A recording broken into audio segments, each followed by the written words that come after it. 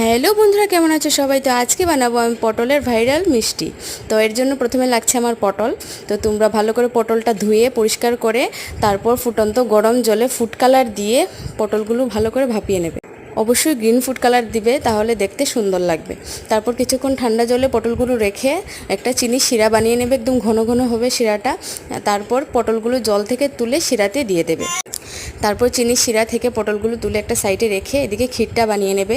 দুধ, পনির, তারপর খোয়া ক্ষীরের রসটা দিয়ে ভালো করে আমি একটা ঘন ঘন ক্ষীর বানিয়ে নিয়েছি।